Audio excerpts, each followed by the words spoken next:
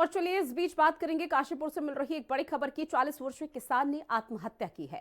बड़ी खबर हल्द्वानी के होटल में खुद को गोली मारी और आत्महत्या की। जहां आत्महत्या से पहले फेसबुक लाइव पर कई आरोप इस दौरान किसान की तरफ से लगाए गए हैं, जिसमें धोखाधड़ी की बात की गई है। धोखाधड़ी के मामले को लेकर आरोप लगाया गया।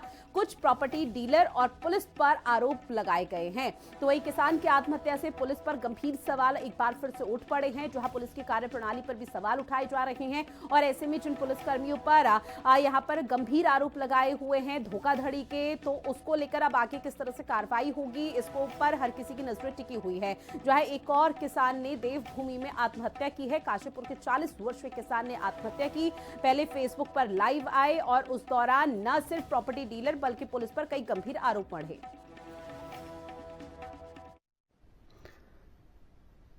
मैं एक किसान हूँ और मैं मर चुका हूँ जी। हाँ, मैं मर चुका हूँ। अब आप मेरी ये वीडियो मरने के बाद देख रहे हैं। मेरे साथ मेरी बीवी, मेरे बेटे ने भी हाई कोर्ट उत्तराखंड में आत्महत्या कर ली है। हम लोगों के साथ काशीपुर के गिरोह गैंग ने 4 करोड़ का फ्रॉड किया, जिसमें 3 करोड़ नकद और 1 करोड़ रुपये खाते में दिए। उन्होंने जमीन को छोड़ दिखाई और जमीन और दी, जिसके सरगना अमरजीत सिंह, दिव्या, रविंदर कौर, लवप्रीत कौर, कुलविंदर सिंह और जस्सी, सुखवंत सिंह बन्नू, बलवंत सिंह बक्सोरा और जहीर गड्ढा कॉलोनी ने मिलकर हमारे साथ 3 करोड़ रुपए नकद और 1 करोड़ रुपया खाते में डलवाकर धोखाधड़ी की। अब बात करेंगे देहरादून से इस वक्त की एक बड़ी खबर की, जहां काशीपुर के किसान आत्महत्या मामले से जुड़ी हुई ये बड़ी खबर है। सीएम पुष्कर सिंह धामी ने इस दौरान जांच के निर्देश दे दिए हैं। साथ ही आपको बता दें कि कुमाऊं कमिश्नर को मजिस्ट्रियल जांच के निर्देश दिए हैं। जो भी इसमें दोषी पाया जाएगा उस पर कड़ी कार्रवाई की बात सीएम पुष्कर सिंह धामी की तरफ से की गई है। मुख्य सचिव डीजीपी से इस दौरान मामले की जानकारी ली है। दोषियों पर सख्त कार्रवाई की बात सीएम पुष्कर सिंह धामी ने की। साथ ही सीएम ने कहा कि पीड़ित परिवार के साथ राज्य सरकार पूरी तरह से खड़ी है। तो बड़ी खबर, जहां एक किसान ने आत्महत्या की, उसके बाद सीएम पुष्कर सिंह धामी ने इस पूरे मामले पर, इस पूरे प्रकरण पर संज्ञान लिया है। साथ ही दोषियों पर सख्त कार्रवाई की बात कही है। तो ये हल्द्वानी में काशीपुर निवासी एक किसान ने खुद को गोली मारकर आत्महत्या कर ली। मरने से पहले फेसबुक पर लाइव आकर किसान ने 2 दर्जन लोगों पर वित्तीय धोखाधड़ी का आरोप लगाया और फिर खुद को गोली मार ली। मृतक ने पुलिस पर भी शिकायती पत्र पर कार्रवाई न करने का आरोप लगाया। इस पूरे मामले को लेकर कांग्रेस के प्रदेश अध्यक्ष गणेश गोदियाल ने सरकार पर निशाना साधा।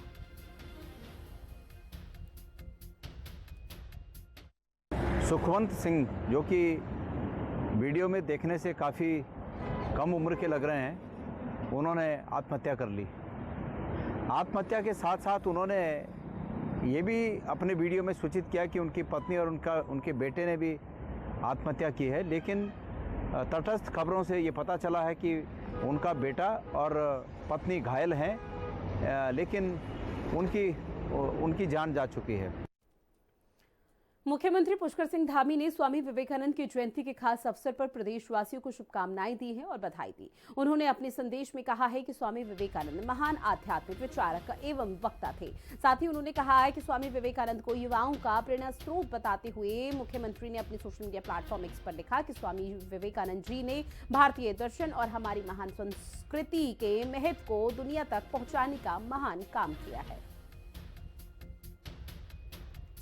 तो ये पोस्ट आपको दिखा रहे हैं सीएम पुष्कर सिंह धामी का, जहां स्वामी विवेकानंद की जयंती है, जिसको लेकर सीएम धामी ने प्रदेशवासियों को ढेर शुभकामनाएं और बधाई दी है। साथ ही कहा कि स्वामी विवेकानंद जी के विचारों की ओर आज के युवाओं को बढ़ना चाहिए।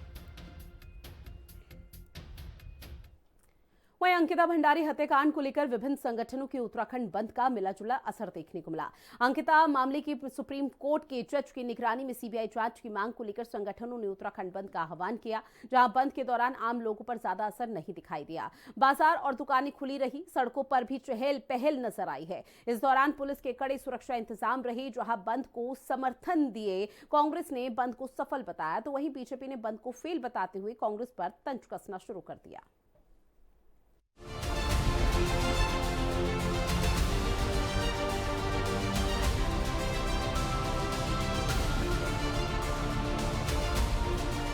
अंकिता मामले को लेकर उत्तराखंड बंद, कांग्रेस बोली सफल, बीजेपी ने कसा तंज।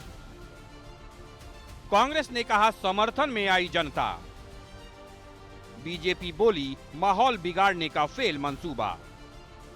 अंकिता भंडारी हत्याकांड को लेकर उत्तराखंड में विभिन्न संगठनों ने 11 जनवरी को प्रदेश व्यापी बंद का आह्वान किया था।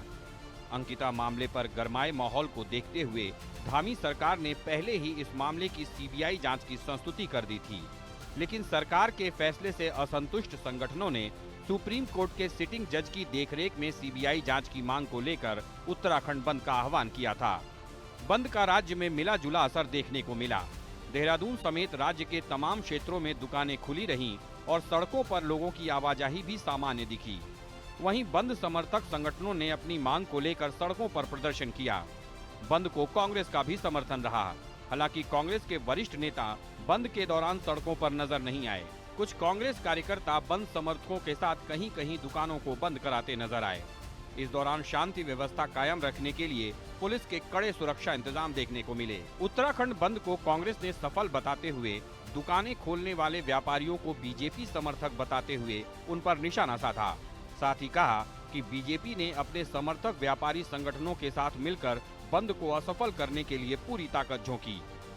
वहीं बीजेपी ने उत्तराखंड बंद को पूरी तरह बेअसर बताते हुए कहा कि इससे साफ हो गया कि जनता को प्रदेश की धामी सरकार पर भरोसा है और अंकिता मामले में भ्रम फैला रहे विपक्षी दलों के मंसूबे पर भी जनता ने पानी फेर दिया। देखिए, जिन लोगों ने बंद को समर्थन नहीं किया है और जिन लोगों ने दुकानें खोली हैं, कहीं ना कहीं मुझे लगता है कि उनके घर में माँ बेटी नहीं है, क्योंकि उनके घर में भी अगर बेटी होती तो निश्चित तौर पर वो इस संवेदनशील मुद्दे पर खुद ही सहयोग करते और खुद ही अपनी दुकानें बंद करते। और भाजपा का जहाँ तक सवाल है, भाजपा के मंत्री के बेटे ने तो उस अंकिता भंडारी का मर्डर किया है ना, तो भाजपा तो संवेदनशील हो ही नहीं सकती है कभी भी। और भाजपा इस तरह के बयान देती है, हमने जहाँ जहाँ ताकत थी पूरी ताकत के साथ बंद करवाया है। पूरा पहाड़ कुमाऊं के गढ़वाल में सब जगह बंद है। जहाँ भाजपा के लोगों की ताकत है, भाजपा के लोगों ने बयान देकर कहा है कि हम बंद नहीं करेंगे। तो इससे पता लगता है कि भाजपा ने शायद खुद ही आदेश दे दिया था कि आप जितना हो सकता है दुकानें खुली रखें, इस बंद को फेल करने का काम करें। उत्तराखंड का जनमानस बहुत बुद्धिजीवी है, वो सरकार पर विश्वास व्यक्त करता है और एक ऐसे इशू को जिसमें दो लोगों की आपसी बातचीत को और प्रदेश के अंदर राजनीतिक मुद्दा बनाने का प्रयास किया गया। मुख्यमंत्री बहुत संवेदनशील है, उनके माता पिता ने जो अपेक्षाएं की थी, हम चाहते हैं कि ये विषय चैप्टर बंद होना चाहिए। बार बार उसकी मृत्यु के इतने वर्षों के बाद भी रोज नए वीआईपी के नाम बताकर कांग्रेस उसकी मृत आत्मा को अपमानित कर रही है। इसलिए मुख्यमंत्री ने निर्णय लिया है, सीबीआई जांच की संस्तुति हो गई है और सीबीआई जांच की संस्तुति के बाद कोई विषय बचता नहीं है। और जहाँ तक आज की घोषणा थी तो उसको तो जनता ने हवा निकाल दी है, बंद की हवा निकाल दी है। अंकिता मामले में सीएम धामी के सीबीआई जांच की संस्तुति के बाद कई व्यापारी संगठनों ने बंद से अपने हाथ पीछे खींच लिए थे। इसके बावजूद सुप्रीम कोर्ट के जज की निगरानी में सीबीआई जांच की मांग को लेकर बंद बुलाया गया। बंद को कांग्रेस समेत तमाम दलों ने समर्थन की घोषणा की थी, लेकिन बंद के दौरान वाम दलों और कुछ सामाजिक संगठनों के कार्यकर्ता ही विरोध करते नजर आए। हालांकि कांग्रेस ने बंद को सफल बताया, लेकिन खुली हुई दुकानों और सड़कों पर चहल पहल को देखते हुए ये दावा कमजोर ही नजर आया। वहीं बीजेपी ने बंद को फेल बताकर कांग्रेस समेत तमाम विपक्षी दलों पर निशाना साधा है। अब देखना होगा कि अंकिता मामले पर राज्य में मचा बवाल शांत होता है या आगे भी घमासान ऐसे ही जारी रहता है। देहरादून से संवाददाता दीपिका भंडारी और शुभांगी भट्ट के साथ ब्यूरो रिपोर्ट, हिंदी खबर। बात करते हैं अब हरिद्वार की, जहां पर बीजेपी कार्यकर्ताओं ने कांग्रेस की बुद्धि शुद्धि के लिए हवन किया है। बीजेपी कार्यकर्ताओं ने कांग्रेस पर भ्रष्टाचार, परिवारवाद और वोट बैंक की राजनीति का आरोप लगाते हुए हवन किया। बीजेपी नेताओं ने कहा है कि कांग्रेस देवभूमि उत्तराखंड में भ्रामक राजनीति से माहौल को खराब करने की कोशिश कर रही है और समाज में झूठ और नफरत फैलाने का काम कर रही है। बीजेपी की ओर से कांग्रेस को नकारात्मक राजनीति छोड़कर राष्ट्रहित में काम करने की नसीहत दी गई। और कांग्रेस द्वारा निरंतर इस प्रदेश का माहौल खराब करने का जो एक कुत्सित प्रयास किया जा रहा था, आज जब अंकिता बिटिया के सम्मान को इन्होंने ठेस पहुंचाने के प्रयास किया तो माननीय मुख्यमंत्री जी ने उस बच्ची के माता पिता की इच्छाओं का सम्मान करते हुए उस विषय पर जिसको ये बार बार कांग्रेस उठाती है, वीआईपी और हत्याकांड से जोड़ती है, लंबे समय से उसके अंदर छटपटाहट है सत्ता में वापसी के लिए। अब उसके पास अपना कोई मुद्दा नहीं है, इसलिए वो भोले भाले निर्दोष लोगों के कंधे पर रखकर अपनी सत्ता रूपी बंदूक चलाना चाहती है। लोग समझते हैं उनके प्रपंच को, इसलिए कभी सफल होने वाला नहीं है।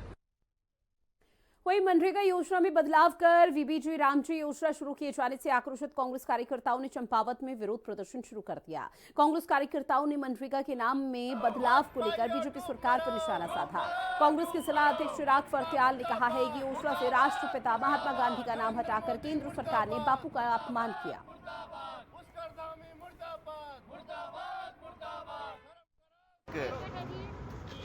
ये जो मनरेगा को लेके जो कानून बनाया गया है वो बहुत ही चिंताजनक है। हमारा ग्रामीण एरियाओं में बहुत सारे परिवार ऐसे हैं जो मनरेगा को लेके ही उसी पे निर्भर करते हैं। और दूसरी बात, भारतीय जनता पार्टी ने जो कानून निकाले, भले ही वो नोटबंदी का हो, उसके बाद हमारा अग्निवीर हो और अभी जीएसटी हो, सारे हमारे किसान, व्यापारी, हमारे नौजवान साथी, अभी हमारा मजदूर, सबको इन्होंने शोषण करने का काम किया है। बात करेंगे अगली खबर की, जहां गुरु गोविंद सिंह जी के प्रकाश पर्व के खास अवसर पर ऋषिकेश में गुरुद्वारा श्री हेमकुंड साहिब में निःशुल्क स्वास्थ्य जांच शिविर लगाया गया, जिसमें 60 से अधिक स्पेशलिस्ट डॉक्टरों ने अपनी सेवाएं दी हैं। शिविर में करीब 2500 लोगों ने अपने स्वास्थ्य की जांच कराई है और उचित परामर्श लेकर दवाइयां भी निःशुल्क प्राप्त की। जरूरतमंद मरीजों के लिए सिटी स्कैन और अल्ट्रासाउंड की सुविधा भी निःशुल्क रही। इसके अलावा रक्तदान करने वालों के लिए शिविर लगाया गया। मौके पर गुरु का अटूट लंगर चलता रहा। स्वास्थ्य शिविर के समापन पर सभी डॉक्टरों को गुरुद्वारा श्री हेमकुंड साहिब के अध्यक्ष नरेंद्रजीत सिंह बिंद्रा और उनकी टीम ने सरूपा प्रसाद देकर सम्मानित किया। ये 14वां कैंप है, 14वें साल हो गए इसको कैंप को लगते हुए, 14 साल हो गए और अभी तक जो संख्या हमारे पे आई है जो कि बढ़ जाएगी, 2200 से ऊपर जो पेशेंट हैं वो आ चुके हैं और अभी भी डॉक्टर्स देख रहे हैं, 60 से करीब डॉक्टर्स हैं। ये 14वां कैंप है, 14वें साल हो गए इसको कैंप को लगते हुए, 14 साल हो गए और अभी तक जो संख्या हमारे पे आई है जो कि बढ़ जाएगी, 2200 से ऊपर जो पेशेंट हैं वो आ चुके हैं और अभी भी डॉक्टर्स देख रहे हैं, 60 से करीब डॉक्टर्स हैं। यहाँ पे जो पेशेंट आ रहे हैं जनरली कि वो पेशेंट्स हैं जो किसी समस्या से ग्रसित हैं, जैसे सर्जरी से संबंधित कोई गॉल ब्लैडर स्टोन वाले पेशेंट आ रहे हैं, कोई किडनी के स्टोन वाले पेशेंट आ रहे हैं, कोई पेट दर्द वाले पेशेंट आ रहे हैं, तो इस टाइप के काफ़ी पेशेंट्स आ रहे हैं और इस तरह की सारी सुविधाएं यहाँ दी जा रही हैं। जांचें भी हो रही हैं, दवाइयाँ भी निःशुल्क वितरित की जा रही हैं, साथ ही साथ उनका अल्ट्रासाउंड और सीटी स्कैन भी कराया जा रहा है। यहाँ पे जो पेशेंट आ रहे हैं जनरली कि वो पेशेंट्स हैं जो किसी समस्या से ग्रसित हैं, जैसे सर्जरी से संबंधित कोई गॉल ब्लैडर स्टोन वाले पेशेंट आ रहे हैं, कोई किडनी के स्टोन वाले पेशेंट आ रहे हैं, कोई पेट दर्द वाले पेशेंट आ रहे हैं, तो इस टाइप के काफ़ी पेशेंट्स आ रहे हैं और इस तरह की सारी सुविधाएं यहाँ दी जा रही हैं। जांचें भी हो रही हैं, दवाइयाँ भी निःशुल्क वितरित की जा रही हैं, साथ ही साथ उनका अल्ट्रासाउंड और सीटी स्कैन भी कराया जा रहा है। यहाँ गुरुद्वारे समिति द्वारा जो ये हर साल एक स्वास्थ्य सेवा संबंधित कैंप लगाया जाता है, ये बहुत ही अच्छी सोच है। इसके जरिए काफ़ी पेशेंट जो नीडी पेशेंट्स होते हैं, जो खर्चा नहीं कर पाते हैं, उनको फ्री में जांच होना, दवाइयाँ मिलना, अल्ट्रासाउंड, इन सब की फैसिलिटीज़ प्रोवाइड की जाती हैं। अभी तक मेरे पास भी काफ़ी पेशेंट्स आए जो गंदे पानी की समस्या को लेकर थे। गंदा पानी होना इंडिया में बहुत ही ज़्यादा कॉमन है, जो आगे चल के अगर सही समय पर नहीं जांच की जाए उसकी। यहाँ गुरुद्वारे समिति द्वारा जो ये हर साल एक स्वास्थ्य सेवा संबंधित कैंप लगाया जाता है, ये बहुत ही अच्छी सोच है। इसके जरिए काफ़ी पेशेंट जो नीडी पेशेंट्स होते हैं, जो खर्चा नहीं कर पाते हैं, उनको फ्री में जांच होना, दवाइयाँ मिलना, अल्ट्रासाउंड, इन सब की फैसिलिटीज़ प्रोवाइड की जाती हैं। अभी तक मेरे पास भी काफ़ी पेशेंट्स आए जो गंदे पानी की समस्या को लेकर थे। गंदा पानी होना इंडिया में बहुत ही ज़्यादा कॉमन है, जो आगे चल के अगर नैनीताल से बड़ी खबर, जहां भीमताल मार्ग पर एक बड़ा सड़क हादसा टल गया है। बड़ी खबर, राहत भरी खबर है। अनियंत्रित टेम्पो ट्रैवलर सड़क किनारे गिर पड़ा। पेड़ में अटका वाहन खाई में गिरने से बचा। जहां एक स्कूल ग्रुप को ले जा रहा था टेम्पो ट्रैवलर, दिल्ली के इंदिरापुरम से भीमताल जा रहा था ये ग्रुप, जहां टेम्पो ट्रैवलर में 25 स्कूली बच्चे सवार थे। बच्चों अन्य यात्रियों को सुरक्षित उस दौरान बाहर निकाला गया है। कोई बड़ा हादसा नहीं हुआ है, बहुत मामूली सी चोटें आई हैं, जिसको लेकर इलाज में भर्ती कराया गया, इलाज के लिए अस्पताल में भर्ती कराया गया, लेकिन फिलहाल सभी सुरक्षित अपने घर पर पहुंच चुके हैं।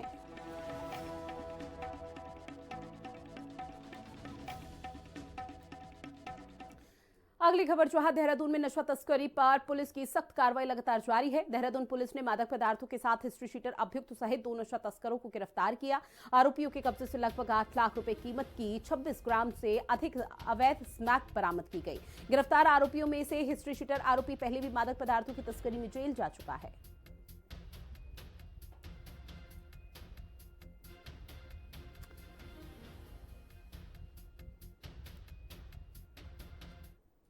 बात करेंगे गदरपुर की, जहां जाफरपुर गदरपुर मार्ग पर कंटोपा गांव में एक दुखद हादसा हो गया। तेज रफ्तार डंपर ने बाइक चला रहे एक व्यक्ति को टक्कर मार दी। हादसा इतना गंभीर और इतना भीषण था कि उस व्यक्ति की दर्दनाक मौत मौके पर ही हो गई। डंपर चालक हादसे के बाद फरार हो गया। फिलहाल पुलिस ने शव को पोस्टमार्टम के लिए भेज दिया है और फरार चालक की तलाश लगातार जारी है।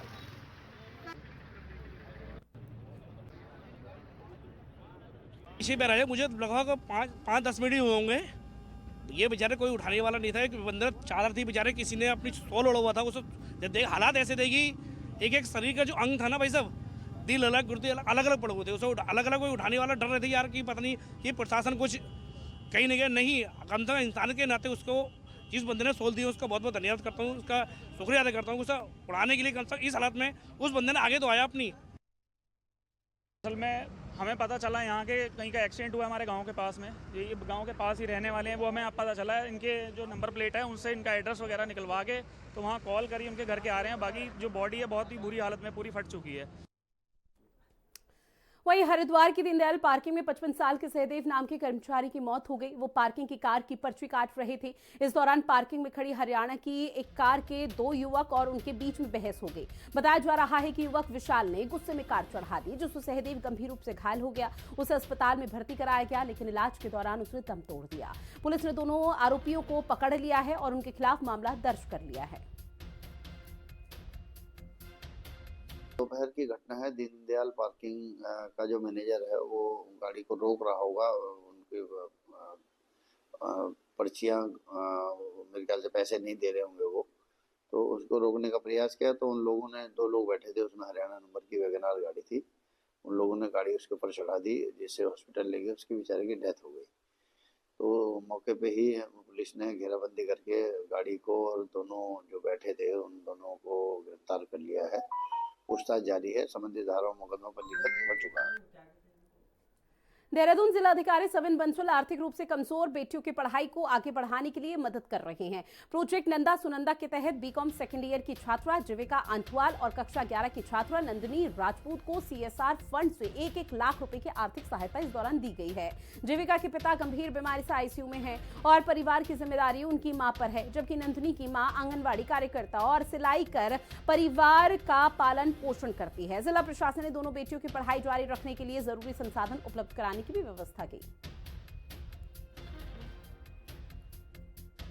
एक के पिता नहीं हैं थे और एक के माता पिता पैरालाइज्ड हैं, ICU में भी हैं फादर।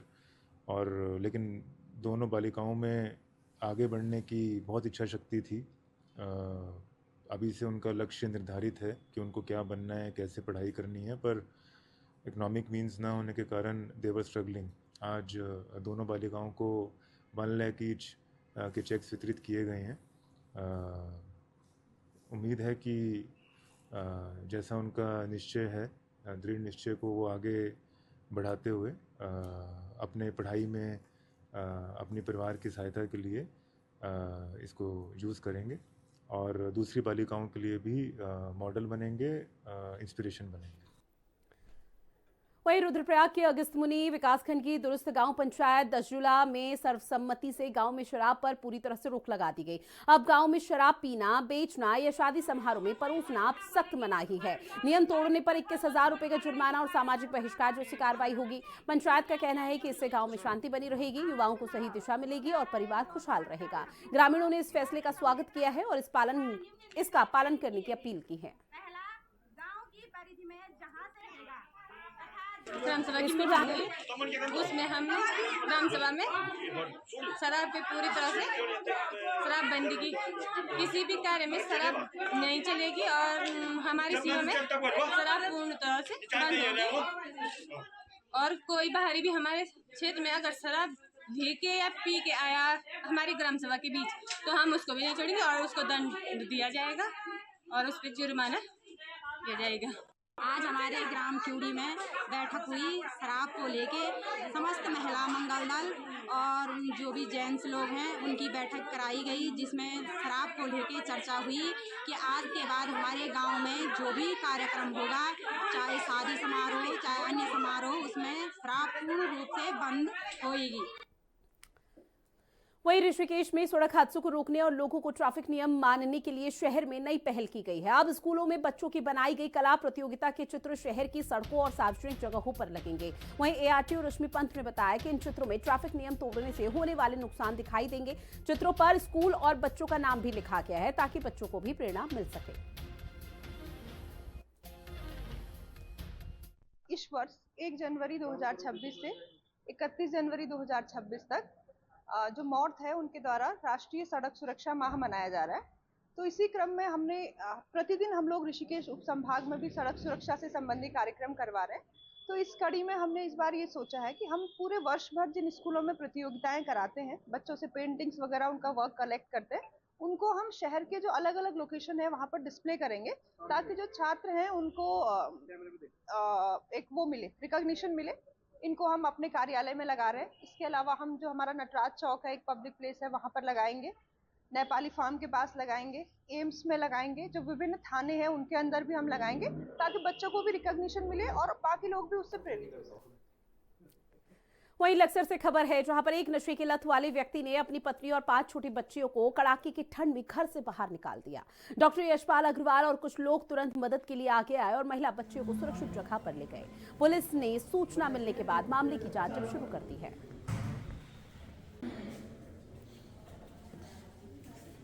क्या बात होगी? साथ ही उत्तराखंड में सर्दियों की यात्रा को लेकर पर्यटकों में खासा उत्साह है। जहां केदारनाथ विधायक आशा नौटियाल ने कहा है कि प्रधानमंत्री नरेंद्र मोदी और मुख्यमंत्री पुष्कर सिंह धामी की पहल से तीर्थ स्थल और पर्यटन दोनों को बड़ा फायदा मिल रहा है। देश विदेश से लोग देव दर्शन के लिए आ रहे हैं और आसपास के पर्यटन स्थलों का भी आनंद ले रहे हैं। इससे स्थानीय होटल, होम स्टे और दुकानदारों की आमदनी अब बढ़ रही है। माननीय मुख्यमंत्री जी ने शुरुआत की है, लोग वहां पर आए, हमारी प्रकृति और संस्कृति का आनंद लें और हमारे लोग युवाओं को वहीं पर प्रकृति और संस्कृति का जो लोग वहां पर संरक्षण कर रहे हैं उनका निश्चित तौर पर जब लोग आएंगे तो उनकी समृद्धि भी उसी में छिपी हुई है। तो इसको हमको और आगे बढ़ाने की ज़रूरत है और जिस तरह से माननीय मुख्यमंत्री जी ने शुरुआत की है, कहीं ना कहीं हम सब लोगों को, हमारे युवाओं को कहीं ना कहीं प्रेरणा देती है, खुशी देती है और रोजगार भी देती है। और चलिए बुलेटिन में इतना ही। आप बने रहिएगा हिंदी खबर के साथ। नमस्कार।